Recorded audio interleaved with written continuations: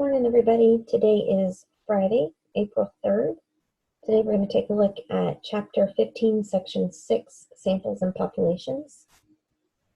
This is probably going to look a little different than what you're used to because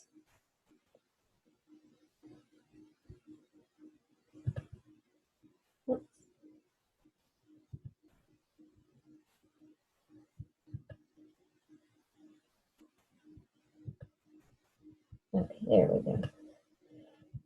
Because today it's going to be in a Google slide presentation. All right, so samples and populations. This is in your textbook on pages 672 to 675, if you want something to go back and reference. For vocabulary words, we have population, which is an entire group of people or objects, and a sample is a part of the population. We need unbiased, well, let me say, there's unbiased and there are biased samples. An unbiased sample is representative of a population, selected at random, and is large enough to provide accurate data. Whereas a biased sample is not representative of a population. So one or more parts of the population are favored over others. And we're going to take a look at some examples to see what we mean by this. All right, so we'll start by identifying populations and samples. So the students in a school, that would be an entire population. The students in a math class would be a sample. The grizzly bears with GPS collars in a park would be a sample, whereas the grizzly bears in a park would be the population.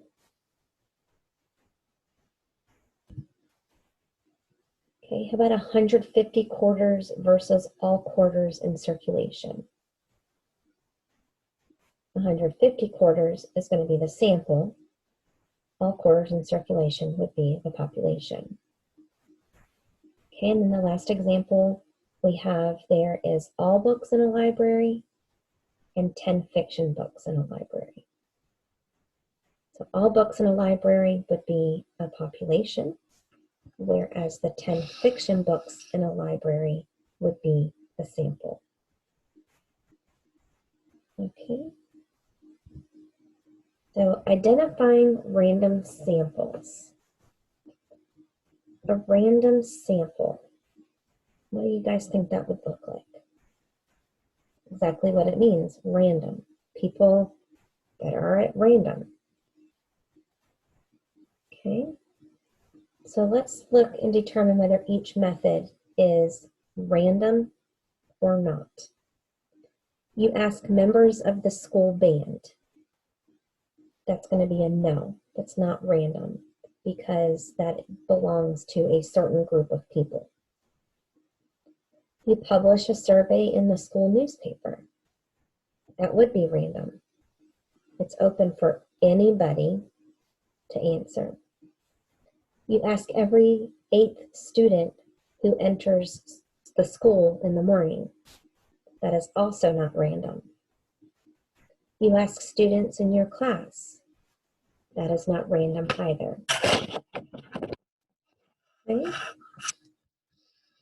Let's look at identifying representative samples. So there's an A, a B, and a C to this. So a new power plant is being built outside of town. In each situation, residents of the town are asked how they feel about the new power plant. Determine whether each conclusion is valid. A local radio show takes calls from 500 residents. The table shows the results. The radio station concludes that most of the residents of the town oppose the new power plant. So you can see from the table that there's 70 people that are for it, 425 people are against it, and then 5 people don't know.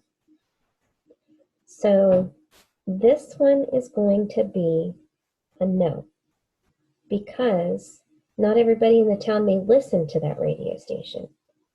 The population size is good, 500 residents, that's a good size of people to ask.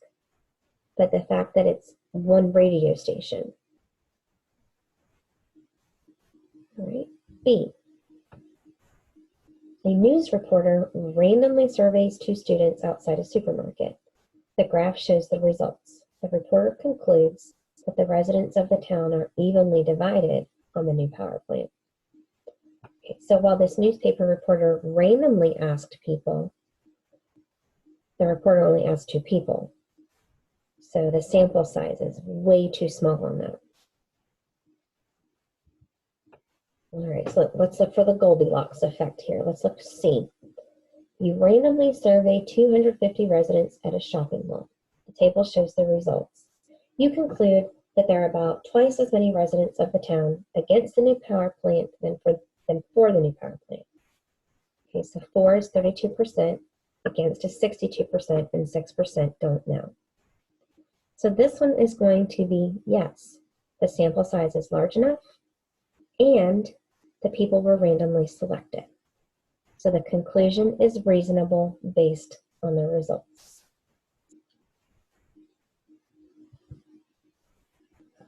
All right, identifying an unbiased sample. So remember, an unbiased sample is selected at random and it's large enough to provide accurate data. You want to estimate the number of students in a high school who ride the school bus. Which sample is unbiased? 4 students in the hallway. That's going to be a no. There's not enough data there. Or it's not a large enough sample. Choice B, all students in the marching band. B is not selected at random. C, 50 seniors at random. Well, C is not representative of the population because seniors might be more likely to drive to school rather than ride the bus. D, 100 students at random during lunch. This would be representative of the population. It is selected at random, and it would be large enough to provide accurate data. So the choice there is going to be D. All right, you want to estimate the number of 8th grade students in your school who consider it relaxing to listen to music. You randomly survey 15 members of the band.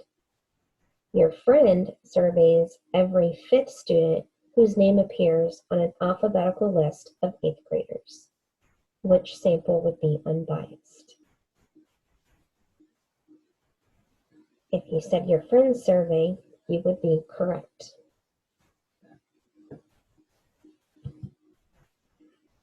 All right, determining whether conclusions are valid. You survey the 20 residents who live closest to the new sign. 15 support the sign and 5 do not. So you conclude that 75% of the residents of your town support the new sign. So A is not going to be representative of the population because the residents who live close to the sign are more likely to support it. So the sample is biased and the conclusion is not valid. B, you survey 100 residents at random. 40 support the new sign and 60 do not. So you conclude that 40% of the residents of your town support the new sign. This would be representative of the population. They're selected at random and it's large enough to provide accurate data. So the sample is unbiased and the conclusion here is most definitely valid.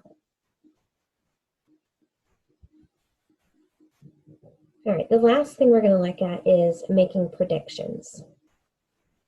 You ask 75 randomly chosen students how many movies they watch each week. There are 1,200 students in the school. Predict the number N of students in the school who watch 1 movie each week. All right, so we're going to be coming back to this circle graph because we're going to answer 2 questions about this. I'm going to turn on the document camera so we can solve this together. So you might want to pause the video and make sure you definitely have this in your notebook.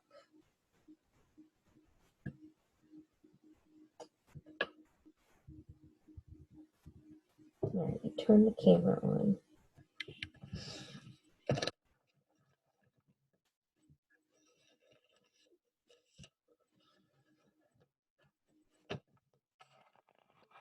All right. So remember, you asked 75 randomly chosen students how many movies they watch each week. All right, so we're going to label one side sample, and the other side of this is going to be the population. These can be solved by setting up a proportion where we're going to cross multiply and divide. So sample and population. So in the sample, the number of students in the survey that watch one movie per week is 21. And the number of students in the survey is 75. And we can say this would be equal to, we're trying to figure out, it says predict the number of students in the school who watch one movie each week.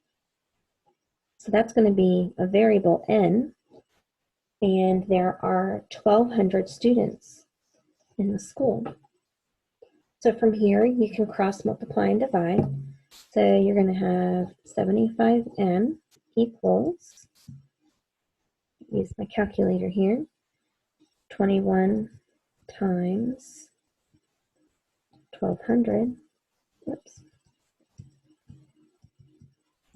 25,200 divide by 75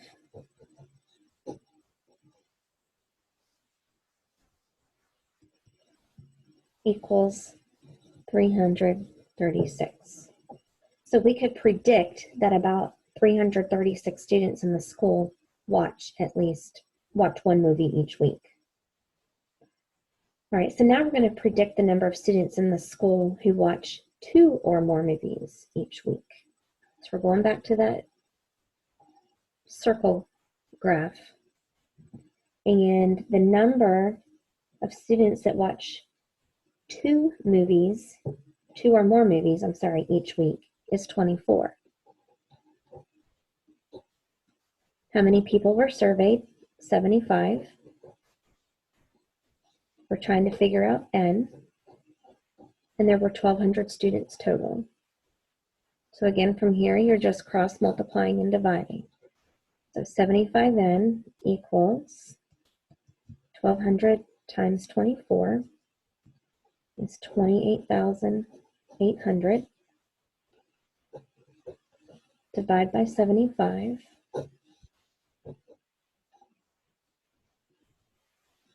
And that would be 384. So about 384 students is what we could predict to watch 2 or more movies per week. Okay, that's all I have for today. You guys have some example or some questions you're going to answer for me. I hope you guys have a great weekend. We are going to have a quiz probably on Monday or Tuesday. Keep things moving forward. And actually, let's see. Your quiz would have to probably be Tuesday since we'll see each other Monday on our Zoom call. All right, hope you guys have a great weekend.